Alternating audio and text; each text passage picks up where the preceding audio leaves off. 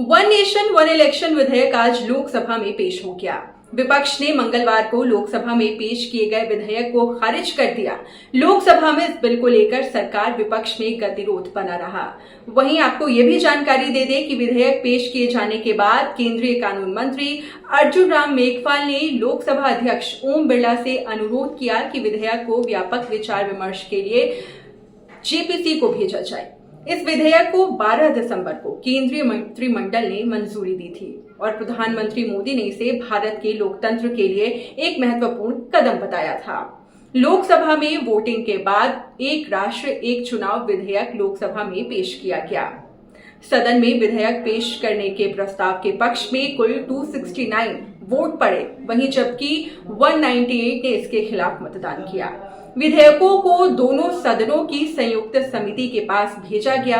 केंद्रीय गृह मंत्री अमित शाह के सुझाव के बाद कानून मंत्री अर्जुन राम मेघवाल ने लोकसभा अध्यक्ष ओम बिरला से इस विधेयक को व्यापक विचार विमर्श के लिए संसद की संयुक्त समिति के पास भेजने का अनुरोध किया है। सर, ये दो जो कानून है, constitutional amendment 129 constitutional amendment act और the bill to further amend government of union territories act 63, national capital territories 91, Jammu Kashmir reorganisation act 2019, ये दोनों कानून संविधान और नागरिकों के वोट देने के जो उनकी संवैधानिक अधिकार है उस पर आक्रमण है और इसका हम पुरजोर विरोध करते हैं। विरोध का आधार ये है कि इस सबसे पहले 82(5) में चुनाव आयोग को जो यहाँ पे ताकत दी गई है कि चुनाव आयोग आज राष्ट्रपति को अपना एक निर्णय दे सकते हैं कि कब निर्वाचन हो सकता है। अपनी आपत्ति उठाई है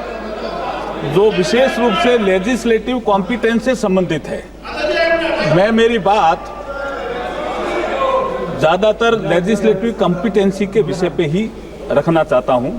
माननीय सदस्यों द्वारा rules of procedure and conduct of business in Lok Sabha के रूल 72 में वर्णित procedure when introduction of A bill opposed, इसके तहत जो आपत्तियां उठाई गई है वो उसके बारे में मैं कुछ बातें माने सदन में कहना चाहता हूं।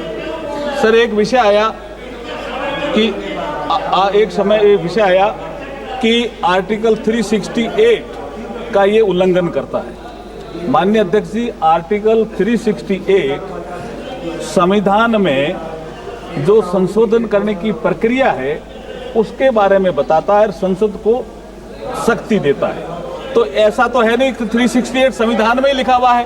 प्लीज माननीय सदस्य। के बाद एक विषय आया कि संविधान का अनुच्छेद 327 है, ये सदन को विधानमंडलों के चुनाव के संबंध में प्रावधान करने का जो अधिकार देता है उसके बारे में आप क्या कहना चाहते हो? तो मैं ये कहना चाह रहा हूं कि संविधान का अनुच्छेद 327 संसद को पार्लियामेंट को अधिकार देता है, विधानमंडलों के चुनाव के संबंध में प्रावधान करने का अधिकार देता है। अध्यक्ष जी जो बोले हैं वो ध्यान से सुना हूं।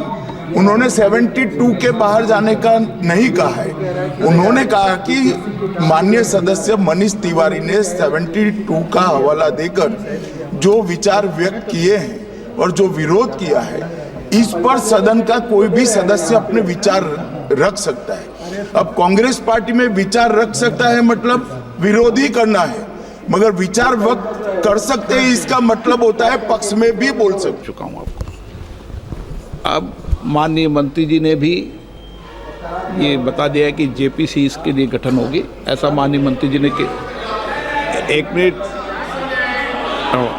उस समय जेपीसी के समय व्यापक चर्चा होगी और सब दल के सदस्य होंगे, उसमें डिटेल चर्चा होगी और उसके बाद जब बिल आएगा उस समय आपको व्यापक चर्चा, आप जितने समय चाहोगे उतने घंटे आपको व्यापक चर्चा दी जाएगी, पूरा समय दिया जाएगा, सबके दल के सदस्यों को समय दिया जाएगा। ये मैं आपसे कह सकता